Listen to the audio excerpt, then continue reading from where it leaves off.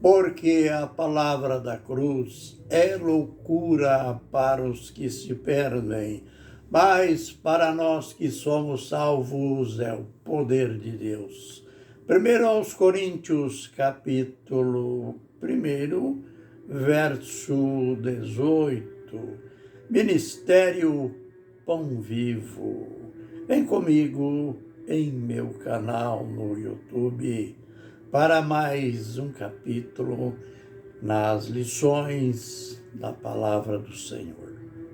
Falando sobre aquele acontecimento singular, solene, o batismo de Jesus. É lamentável como os cristãos, na sua grande maioria, passaram a considerar, a encarar o batismo nas águas como um acontecimento vulgar. Eu repito, isto é lamentável. O batismo nas águas, dentro do cenário bíblico, ele tem um significado importantíssimo, tão importante que Jesus andou em torno de 100 quilômetros rumo ao Jordão para ser batizado. E olha que os meios de transportes na época eram difíceis. Não era a locomoção das pessoas, não era fácil como hoje. No entanto, deixando o sacrifício da viagem, Jesus se pôs a caminho naquela jornada e a finalidade dele foi uma só: chegar lá no Jordão para ser batizado. Nós estamos estudando o batismo de Jesus com a finalidade de esclarecer, não de maneira contenciosa. Deus me é testemunha de que a finalidade não é contenciosa, de provar, mostrar, dizer que não é verdade que no batismo de Jesus estava presente uma trindade: o Pai, o Filho e o Espírito Santo. Nada disso. A personagem principal, central do batismo, como é lógico, era o Senhor Jesus Cristo. E ele estava sendo batizado. Isto é bom destacar. Ele estava sendo batizado como uma pessoa comum, batizado como homem. É claro que no batismo dele aconteceu aquele sinal glorioso, aquele sinal que quem sabia que aquilo iria acontecer era só João Batista. Porque João Batista recebera o compromisso de Deus de batizar Jesus. Mas, como parente de Jesus, ele não tinha aquela revelação de que Jesus, que crescera como cresce qualquer criança, eles devem ter convivido juntos, e João Batista, que estava batizando multidões, pois Mateus registra caprichosamente que vinham pessoas da Judéia, da Galiléia e de toda a circunvizinhança do Jordão, ali no Jordão, para serem batizadas por João. E um sinal diferente, algo diferente entre o batismo destas pessoas e o batismo de Jesus é que essas pessoas passavam pelo batismo que recebeu o qualificativo de batismo do arrependimento. Mas batismo do arrependimento, porque diz o texto que elas vinham para serem batizadas, e eram batizadas confessando os seus pecados.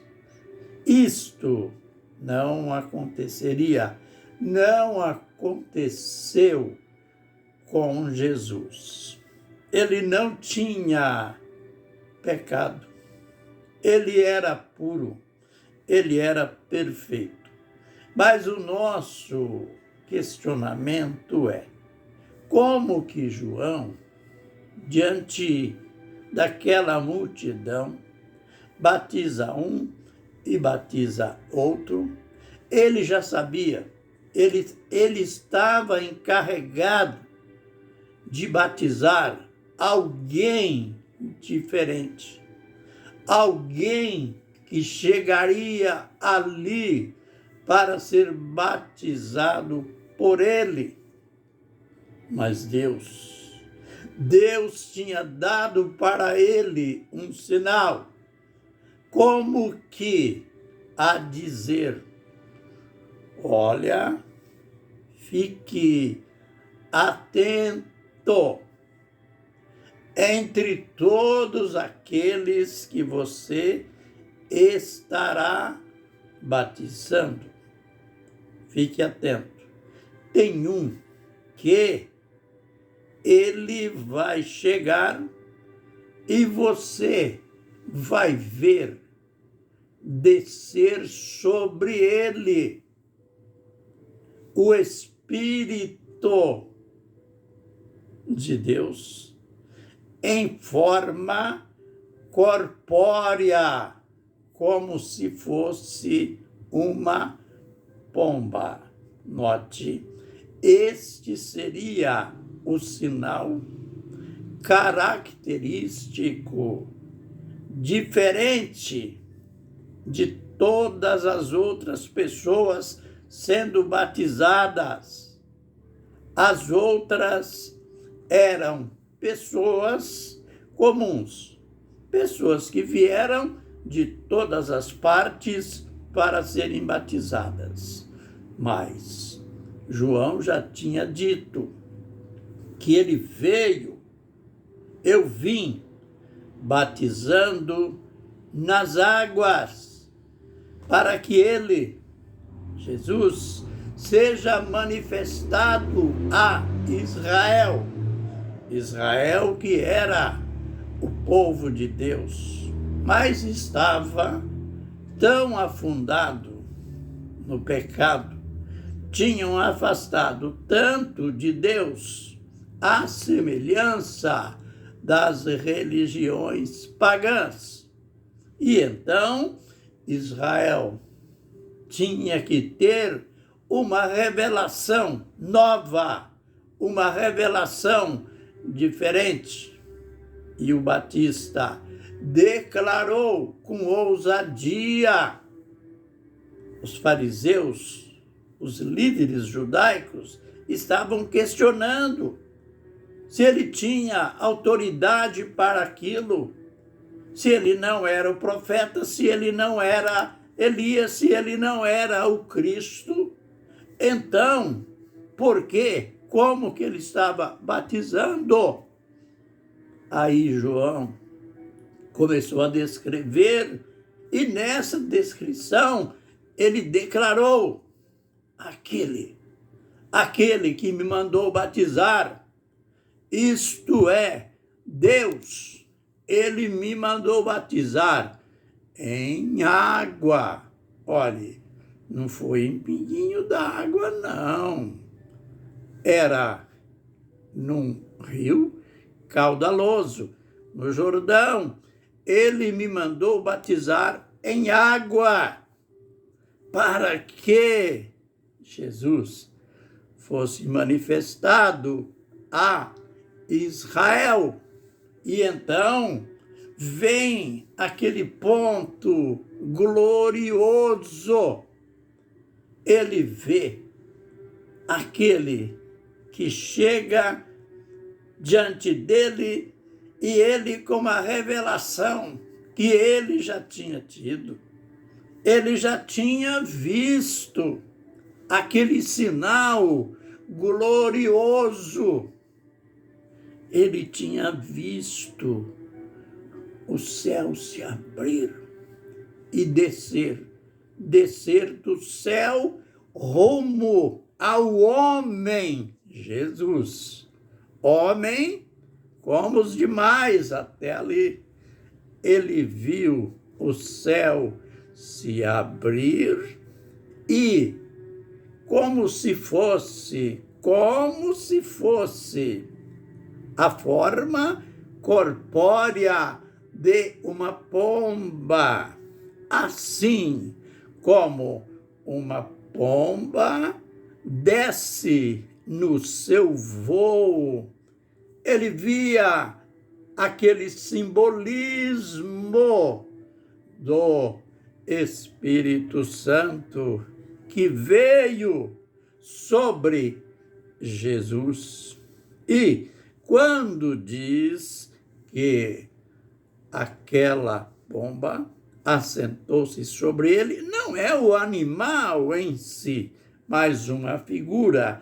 Isto quer dizer que o Espírito Santo veio sobre aquele homem, Jesus, e permaneceu sobre ele. Mas antes que tudo acontecesse, João olhou aquela figura singular, aquela figura indescritível, e declarou: eis o Cordeiro de Deus que tira o pecado do mundo.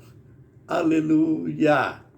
Isto é lindo, isto é profundo demais. Ele estava no seu contexto dizendo: acabou o tempo de matar um animal todo ano. Acabou o tempo das sombras. Acabou o tempo que se sacrificava animais. Eis aí agora aquele Cordeiro de Deus. O sangue dele não será um paliativo, mas ele tira o pecado do mundo. Eis o Cordeiro de Deus que tira o pecado do mundo. A gente vai continuar e aprendendo lições mistérios magníficos. Que a bênção do Senhor permaneça com cada um de nós. Em nome do Senhor Jesus Cristo. Amém e amém.